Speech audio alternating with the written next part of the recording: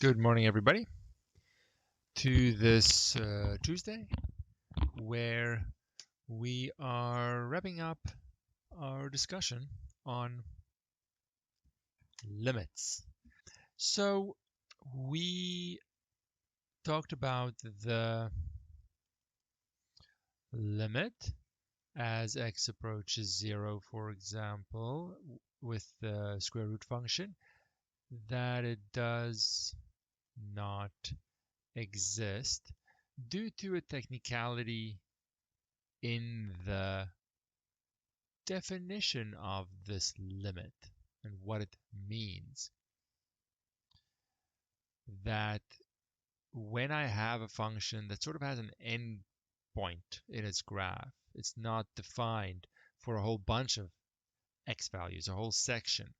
If I'm right at the end of that, then I can't explore the behavior from both sides. So this reason is because that's an x, square root function is not defined, I'll just say around x equal to 0, technically an interval containing x equal to 0. It doesn't matter how small, I need to be going around the function and explore its behavior. But the limit, as we approach 0 from the right only, exists, and we're all good. Because then we are saying, no, we don't care about exploring behavior where there is no behavior to explore. It's silly. Let's just come at it where we can, and then there is nice, stable, predictable behavior, and no problem at all. So we have a two-sided limit, and we have a one-sided limit where appropriate. Okay. Now I want to look at, what do I want to look at? Let me just see the problems I want to do before I make an example that is exactly the same as those problems. Let's do this problem now. Make a new page for the problems.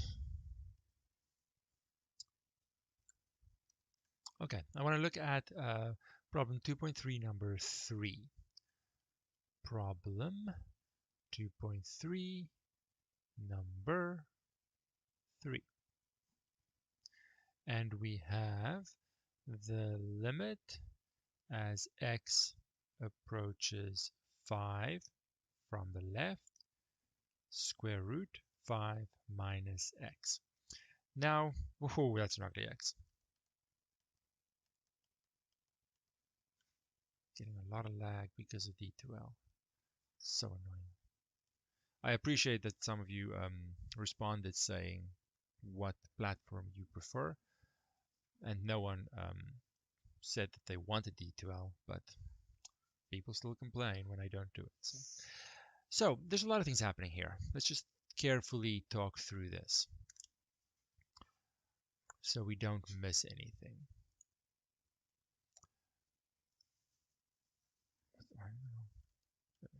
Okay.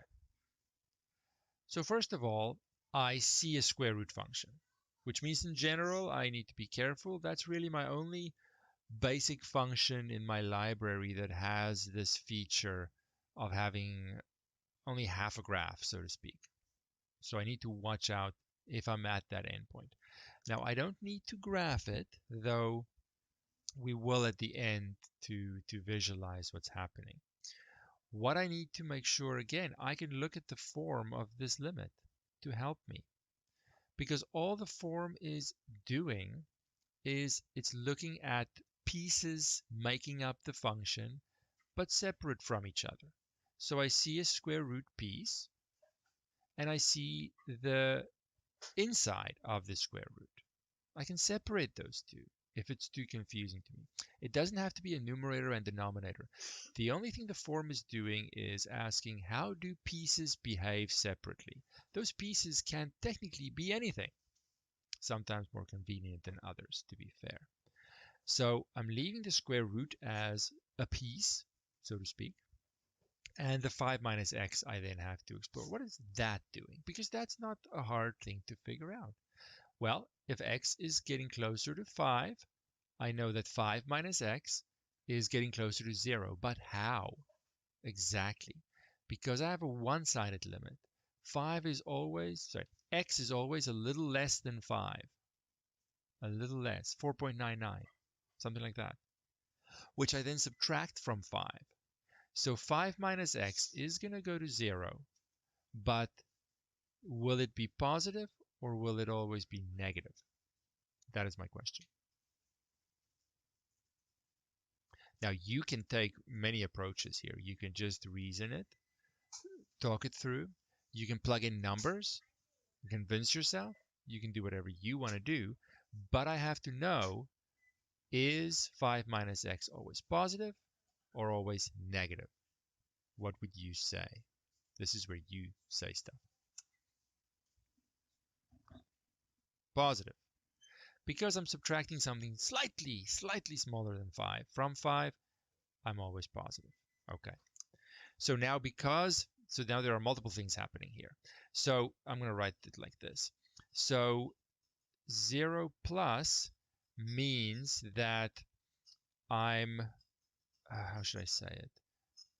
Let's say here, I'm okay to move forward since we have a positive number inside the square root, right? So we can at least evaluate behavior. If we had a negative number inside the square root, there's no y value to even speak of. Okay, so I need to check that the behavior I'm checking, the x values that I'm investigating, getting closer to 5, always a little less, so 4.9, 4.99, and so on, creates a number inside the square root that I can actually work with. So it has to be positive. And it is. Okay, so that's good. However, looking at this square root in its basic form, I have the square root of something extremely close to 0. Now I need to watch out for this situation. I can't come at it from both sides. But luckily I'm not. I'm always positive, which means I'm exactly the something. It's not x. It's whatever's inside the square root. I am letting that inside something approach 0, but always positive. So I can always evaluate the square root. So I am all okay. And it's going to be 0 and existing. Now, I totally understand that this is confusing. The square root, we limit our technicalities to really only the square root, to be honest, because we're not taking a sort of a formal, proper approach to limits. That's very difficult, actually. We're taking a more informal, hand-wavy behavior approach, and because of that, the technicalities are difficult to handle. So it's really only this one that I need to watch out for in general. We have the alternative option to say, well, I can do a basic transformation on this guy. It's not so hard, right? Though, to be fair, maybe I do need to be a little careful. Let's do it up here. If I want to have the transformation approach to this, then perhaps I should put the negative in front and see the inside properly. Negative x plus 5. Then I'll take the negative out and see what kind of shift horizontally it really is. Okay, so that'll help me perhaps. Looking at it in its current form, maybe not the clearest sequence of transformations. I need to shuffle things around a little bit. That's okay. Now I see. Oh, there is a... Did we do the reflection? Yeah, right. when we looked at the other functions.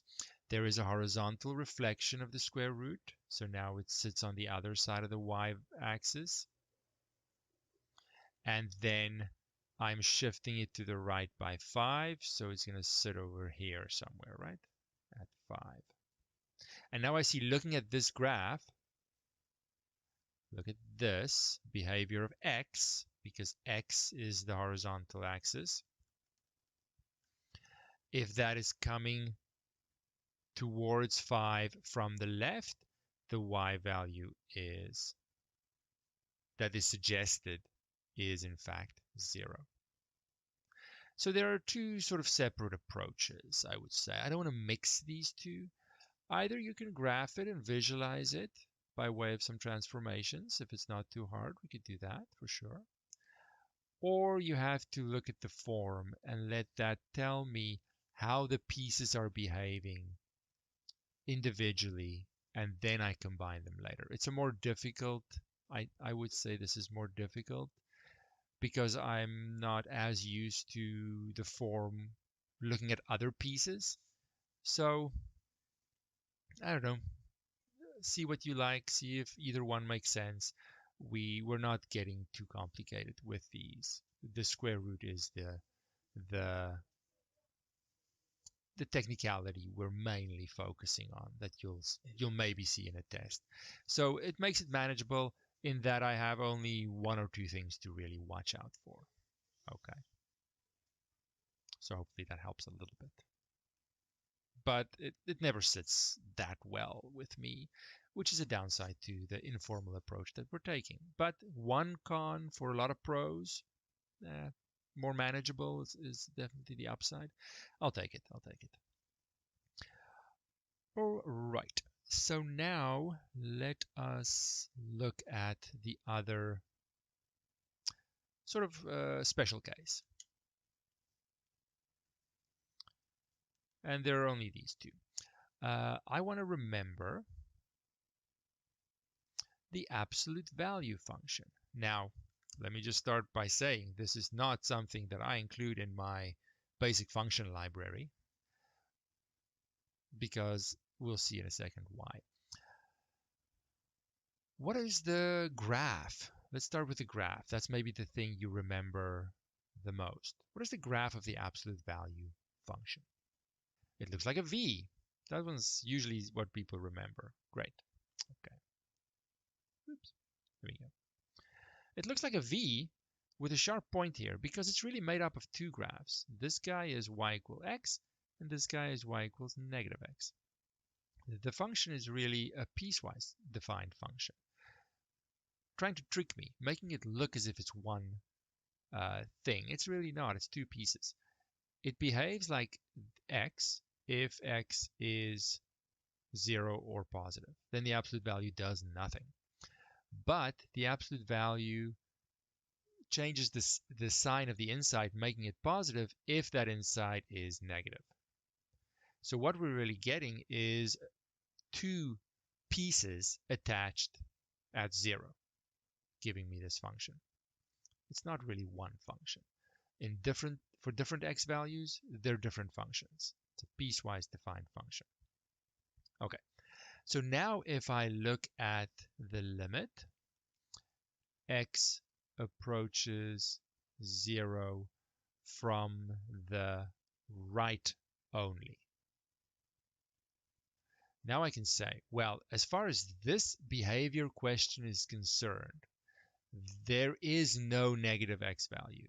I will never consider negative x values, so the left side of this graph doesn't exist for me in this question.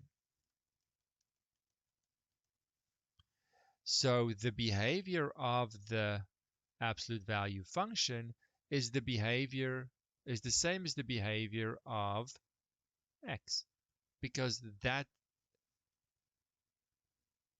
half of x values are the only ones existing for me in this question. So I can simplify it to the behavior of the appropriate piece in the piecewise list. Well, that's super simple. It's 0, which totally makes sense. If I travel along the graph here, closer to x equal to 0, I'm heading to that bottom point, right? So that's 1. And then I can say this a similar thing for the limit as x approaches 0 from the left of the absolute value function. Well, now I'm only interested in the left side. And as far as I'm concerned in this question, the function behaves the same as its appropriate piece. When x is negative, it behaves like negative x. So I replace it, make it simpler. The function is not the same, but for the behavior I'm looking at, it's the same. And now I'm traveling along the left side towards 0. Obviously, I'm going to 0. So that exists. That exists. And from either side, there's perfectly stable and predictable behavior. I can then, that was supposed to be a bracket. My best attempt. I can now summarize this. And because the behavior is stable, is predictable, limit exists, and it is the same, because these one-sided limits exist and are equal. That means I'm regardless of which side I'm coming at x equal to 0, the y value is doing the same thing. We can say the limit as x approaches 0, two-sided limit of this function is 0 and exists. So in the case of a function, and I'm picking the simplest one, absolute value is the simplest one. I don't care much for these examples, but if you look at the textbook problems, you might see some piecewise defined functions. We handle them like this. If I have a function that seems to have different pieces, or I'm not sure what's happening on either side of my x value, I can always go to the one-sided limits and say, let's just look at it from one side and then from the other. If that behavior agrees, yes, I'm doubling up my work, but at least I'll be confident in my answer. If the behavior agrees, then we can say the two-sided limit exists as well. If the behavior doesn't agree, well, then the two-sided limit question again kind of doesn't make sense. It can't exist. It has to be around the x value, the consistent predictable behavior. So let's see a simple example where I won't be able to make this two-sided limit conclusion. I think I'm out of space here. Whoops. There we go. Let's make a new page. Let's make a new page here.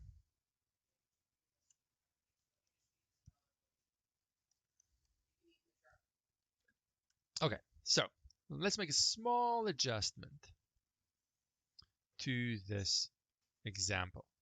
And I want to look at this question. X is coming through, approaching 0, and I'm going to take this function.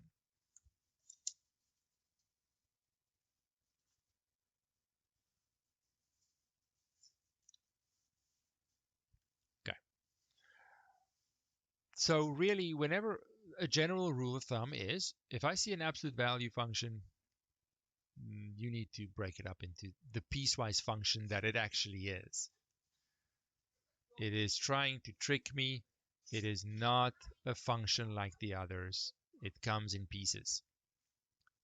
Well, now this only depends on the absolute value of x. So I know that if x is 0 or more, then the absolute value does nothing. It's equal to x, right? It's up here.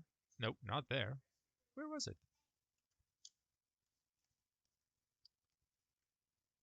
Where is that? Oh, here it is. Haha, nice. Absolute value can be replaced with just x if x is 0 or positive. So then I'll have x over x, which means it simplifies to 1. If I have negative x values for any reason, then the absolute value of x becomes negative x over x, negative 1. So what does this function look like? Let's see it. It's often a function that's used to illustrate little examples. Now, I can't actually have 0, right? Because I would have 0 over 0. That's not 1. So I have to actually exclude the possibility of x equaling 0. But that's okay. So it's 1 for positive x. Let's put 1 over there. So I'll make an open circle, and then it's always the same. So I have a horizontal line like that. And let's say negative 1's over here. I'll make an open circle because I'm never at x equal to 0. Woohoo, that's not going to be easy to draw.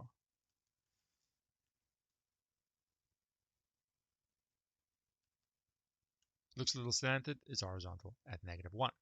Okay, so that's my graph. Nice to visualize. So now I can look, and I see, okay, stuff's happening at 0. I'm not sure. I see an absolute value. Let's just potentially make more work for ourselves, but be safe and look at either side separately. It's just gonna be better in the long run. I'll feel more confident in my answer. I'm not sure what's happening. I can always separate the sides. So then I see, okay, to the right of 0, I am in this top case, which means the function behaves like the constant function 1. So that's, of course, just 1. There's no x's in there to even change the 1. So it exists and everything's good, which makes total sense looking at the graph, because as I come towards x from the right, as I come towards 0 in x values from the right, my y value is perfectly constant, perfectly stable, and I'm always at 1. I'm not even heading towards 1. I'm at 1. There's no variation in the y values at all. So great. It's as stable as it can be. Remember, I'm not at 0. I'm heading towards 0 behavior. If I now look at what happens on the left side, the function for negative x values behaves like negative 1, the constant function. People don't see numbers as functions, and they really should. It's a constant function. And that doesn't change as x does whatever I say, so negative 1. Which makes total sense looking at the graph. As I come towards x equal to 0 from the left only, the y value is perfectly stable at negative 1, doesn't even change. So of course then it's heading to negative 1. It exists, everything's good. Another interpretation of the limit, the right-sided limit, for example, if I am traveling towards 0 from the right, I am asking, can I contain the y value in as small a window as I'd like by just getting closer and closer to 0? Absolutely I can. It doesn't even change. So you're at 1 regardless.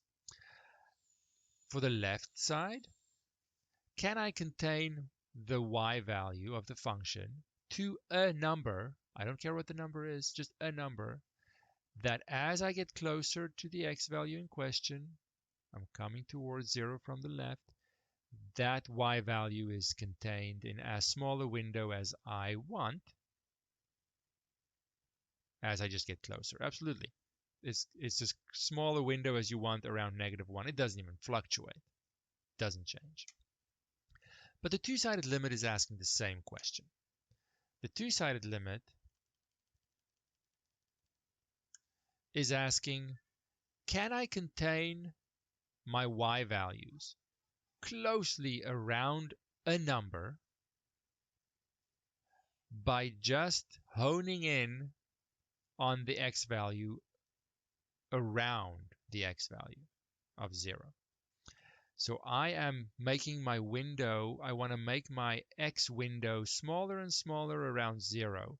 And as I do that, is my y value getting closer and closer to a specific number? Only one number. That is the question. And if it does, then the behavior is stable, limit exists, and so on. However, what would that number be in this case? Can it be 1? Well, it's certainly from the right. I'm loving the y value of 1. But regardless of how small this x window is, I'm always going to get y values of -1. And I can make it super tiny. I'll always, for the left side of that window, have y values -1. I cannot get close to both 1 and -1. It needs to pick one, and it always is split between them. And it can't be any other y value either. And that's illustrated by the fact that these two do not agree. Not equal. Even though they both exist, there is stable behavior from either side. The behavior is not the same. It's pointing in different numbers. So for that reason, the two-sided limit does not exist. Because I get behavior from either side and they don't agree with each other. They need to agree with each other in order to exist. So the two-sided limit not existing can happen for different reasons. And only really by exploring these examples can I become aware of the reason. By just saying it does not exist, it doesn't tell me the reason. It could be because the graph is perfectly stable, but different things are happening. In the piecewise function, they're not linking up. They're not agreeing with each other. I can make other random examples and just say, here's a function. Let's just look at the graph and say it's a whole bunch of pieces. Let's suppose here's a piece, and then it maybe jumps over here, and then maybe it's a straight line, like that. Let's call this -1 and 2. Sometimes they even do this. Let's say that's 1, that's 2, I really don't care. Let's suppose we have a function, and for some reason it's defined in pieces. There's like a polynomial piece on the left, and then between -1 and 2, there's another polynomial piece, and then there's a straight line piece, and so on. Doesn't even matter what it is exactly. There's my graph. Let's make it even. Let's not do this. Let's do this. I'm just trying to think of all the different things here. Let's do that. There we go. Okay. First of all, now I can ask some questions. I mean, a function like this is very much made up just to illustrate the point. It's not. I'm not a fan of these ones because they're so artificial and just made up in pieces, just to illustrate what we're really asking with the limit. So it doesn't really represent anything. It's just made up of pieces. If I ask, what is the limit? Whoops. Yeah, I don't love these, but they do illustrate the point I'm trying to make. What is the limit of the function as x approaches -1? What would you say is the limit based on what we just discussed? It's all about how the pieces. So I look at the x value in question, and it's a connection between the two pieces. It's right there. And if I come at it from the left, it wants to go to to 1 for the y value. If I come at it from the right, it's going to y equal to 2. They don't agree, so it does not exist. For the same reason as this function. I can't hone in on a y value, regardless of how small my x window is. The one-sided limits do not agree. It doesn't exist. Okay. What about the limit as x approaches 2 of the function?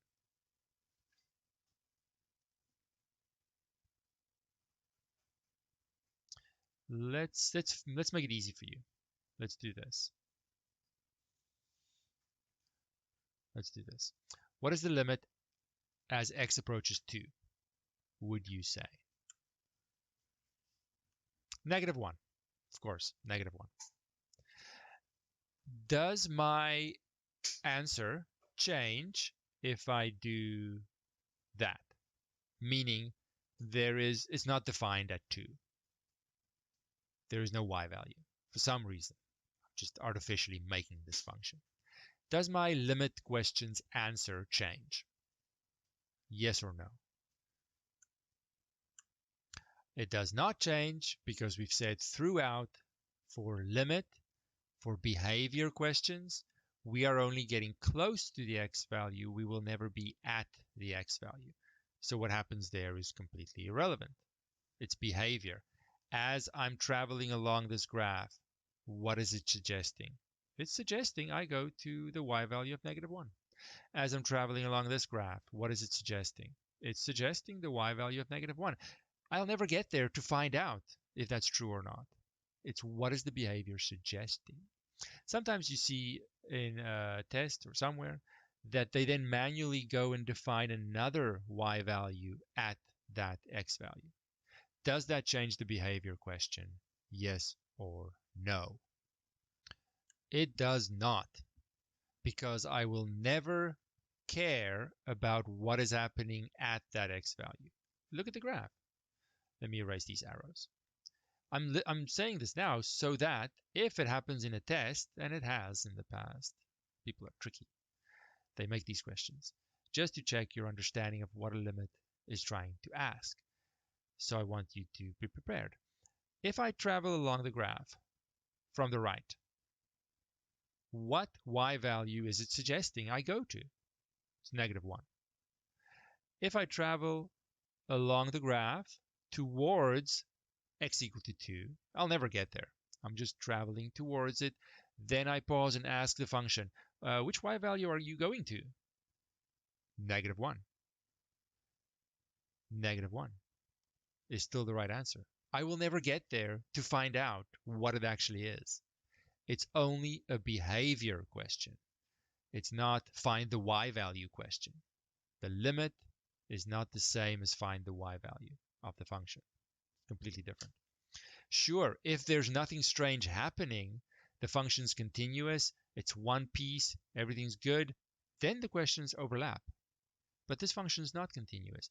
I draw it, I lift my pen, I make a dot, I draw it again. I've made a jump. It's not continuous. The questions are now completely different. Okay. Things like that really test my understanding of what the limit question is saying and what it's not saying, and how do I figure out which one it is. Very, very nicely. That said, of course, you don't have to understand everything right away, but that is your goal ultimately, to understand just what the language is asking. I'll do a couple of problems. I'm not saying they're super hard, but they're problems.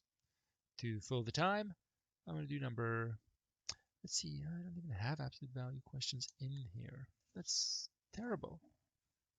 Oh, all right then. The textbook, I'm sure, has some. Let's see, I want to do number 5. Let's just do number 5 and be done with it, instead of me jumping around. Have we not? Oh, maybe we've done 5. I don't remember. We'll do it now. It is the limit x approaches 2 from the left of 5 over x minus 2. So now I need to start making a plan here. I need to know that when I see something like this, what am I going to do? I can't on the spot say like, oh, sometimes I do this, sometimes I do that. If I feel like this, I'll do that. I don't know really. I'll just see how it goes. No, it's a recipe for disaster. You need to have a plan. What do I do to understand this limit?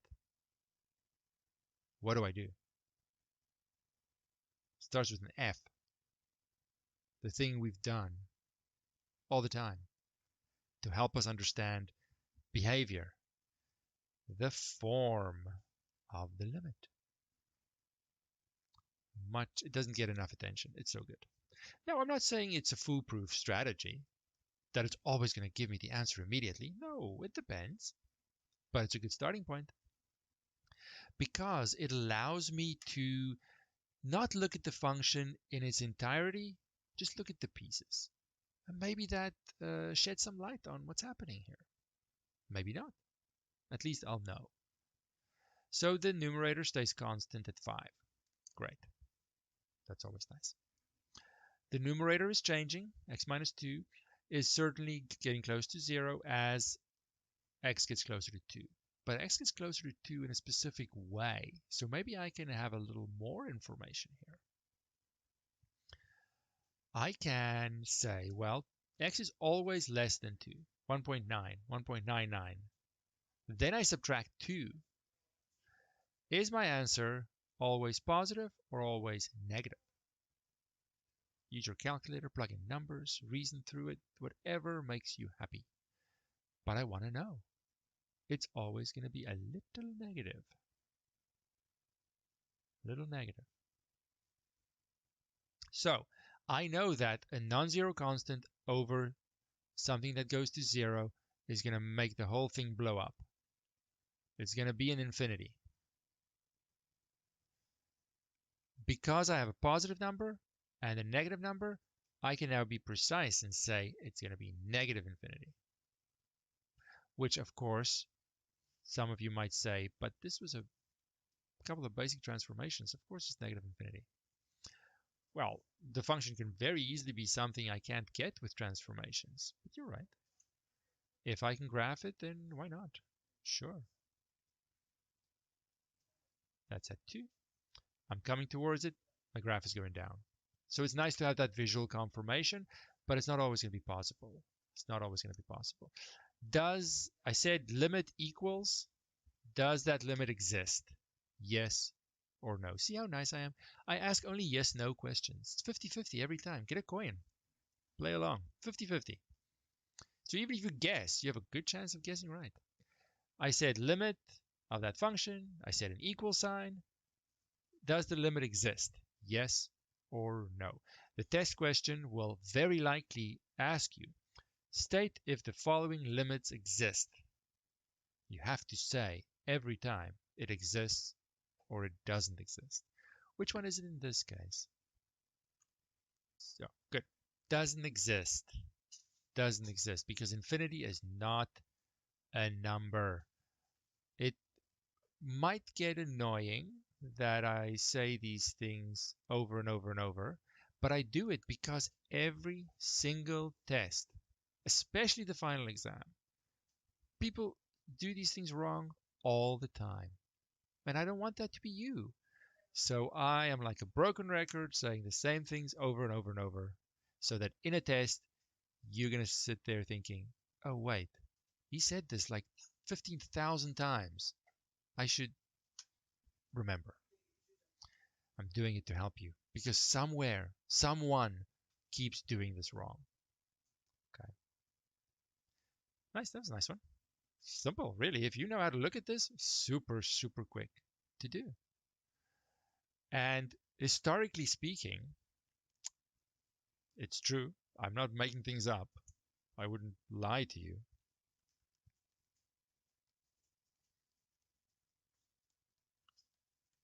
Historically speaking, if you look at the final exams, the limit question page, which has a bunch of these on, maybe like 6 or so of them, where you have to do doesn't exist or exist and find it and so on.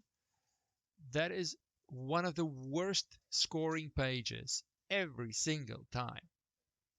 And I don't know why. I don't know why. It baffles me. I don't know. It's simply a lack of basic understanding because that's all we're doing for limits. It's just a basic understanding of this behavior question. There is very little that's tricky. Sure, if I see a square root, which is somewhere on this page or somewhere, if I see a square root, okay, slow down. Tricky things can happen. If I see an absolute value, all right, it's a piecewise function in disguise. Watch out, maybe two one-sided limits. Apart from those two things, it's a simple behavior question. It's just a matter of, do I know how to approach this? Or maybe, oh, that was an ugly L. I'm totally guessing here at the reason why that is always the worst scoring page. Maybe people are expecting it to be something weird and difficult every single time. So then they overthink it. I don't know. I honestly don't know the answer to this. But every single final exam, I can put money on the fact that the limit question page will be a terribly bad scoring page. And I don't know why. I don't know. It's baffling when it shouldn't be. There's no reason why a question like this should be difficult. How do you approach something like this? Okay, fine. You could do the form. Sure. But I do quickly scan over the function. Like, oh, it's a rational function. I know if I'm not dividing by 0, I'm good to just plug in the x value. But then I see, oh, I am dividing by 0 because x wants to be 2. So that's not going to be allowed. Go to the form, see what happens. Great. So I do scan over the function and see, oh, it's a linear function. It's a polynomial, defined everywhere. I could not care less what the x value is. I plug it in. 3 times 1 minus 4 equals -1 exist. So easy.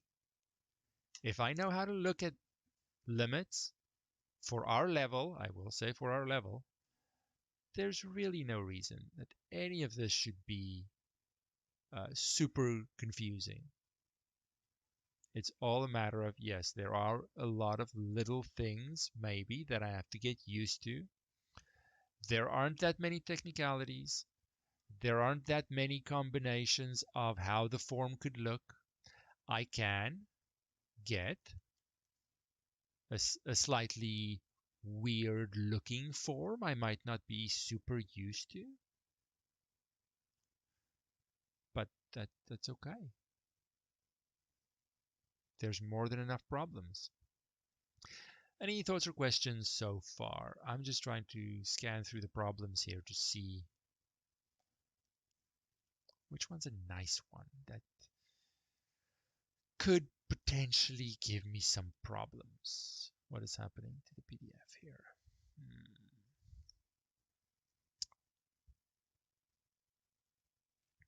I want to do 12 and 8 and be done with it.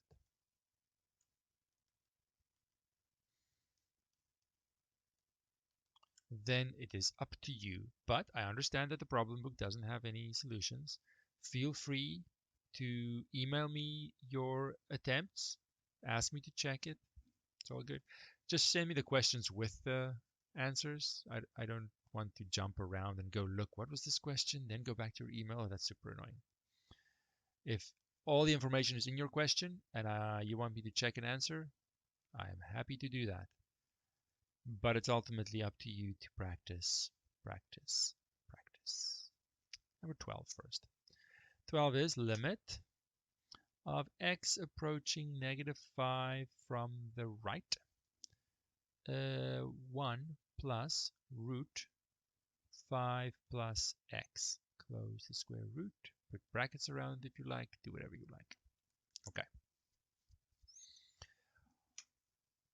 I see a square root. So I need to watch out if I'm at the endpoint, if I'm coming towards the x value with positive numbers inside the square root so that I actually have something to evaluate, right? There are a couple of issues here. The issue is I need the function to be defined on the x values the limit wants to investigate. And because it's a square root, I need to watch out for the endpoint of the inside heading to 0, which is exactly what's happening. So form of the limit helps me just track the pieces. Now the 1 I can't do anything about. The square root I'm going to leave. So what's happening to 5 plus x? As x gets close to -5, that wants to get close to 0. But I'm always on the right of -5, which means I'm always a little bit more than that. So 4 point negative 4.99, negative 4.999. If I then add 5, I'm going to be positive, but very, very close to 0. So there's no issue with the positive aspect. The function is defined for any x value I want to investigate. However, I am at the endpoint of a square root, so I need to watch out. Is it a two-sided limit? No, it's a one-sided limit. I'm coming at it from the positive side. Everything is good to just plug in. And it's going to be 1 because the square root of 0 is 0 exists. So yes, you don't show much. You show the answer, you say exist. And that's the same in the test as well. But you do whatever you need to do to figure it out. Okay. So these ones people find a little more confusing, perhaps. There are more things happening here, absolutely. We don't have time for number 8, but it's this very similar kind of thing. Very similar. Let me just do an example, another extra example here, very quick. If I ask for the limit as x approaches 5, I don't even care what the direction is. Like that. What would we do now? I do the same thing initially, in that I see a square root, so I need to watch out. Maybe you do want to check the form. Okay, 1 plus square root of something. What is happening to the inside something? Well, x gets close to 5. 5 plus 5 is 10. There's no issue whatsoever. Right? It's only at the endpoint where the square root function has the issue at 0. And I'm far, far away from that. So I just plug in the x value. But if you're not sure you can plug in the x value, you can still look at the form, because in the case where the function is continuous, the form is the same as finding the y value. I can write a plus here. Actually, no, it's not a one-sided limit, right? So I can't even do a plus or a minus, but I'm far away from 0. It doesn't matter. It doesn't matter. So many people look at this limit and try and make it to be more complicated than it is. It's almost a trick question. It's almost a trick question that normally you would expect it to be a one-sided limit. You would expect the inside of the square root to be heading to 0. You expect the worst case. Then, when the question doesn't give you the worst case, you don't know what to do. Because you're sort of conditioning yourself to always expect square root of 0, worst case, endpoint, one-sided limits. Sometimes they just give you a trick question where there are no issues whatsoever. I'm not sure what your question is here. 5 plus negative 5 from the right. It's not a one-sided limit, right? So I can't say plus or minus here. But that's sort of my point, that you expect something like this to have a plus or a minus, only one side. You expect inside the square root to be 0. So then many people just assume it's going to be 0. They don't actually read this for what it is. Not every question is the worst case. Some questions are actually tricking you in being just straightforward. All right, are there any questions at this stage? This wraps up our discussion on limits. Please look at the schedule. I believe tomorrow is a yellow block, which means you watch the video in your own time, at your own pace. Let me know questions about rates of change. And that really, in combination with limits, will start our discussion on the main calculus topic. So don't skip it just because it's yellow. But it's not a big one. It should be fairly.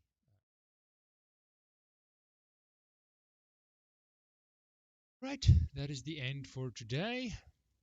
We're heading into our midterm. Like the homework assignment, help you prepare for the test.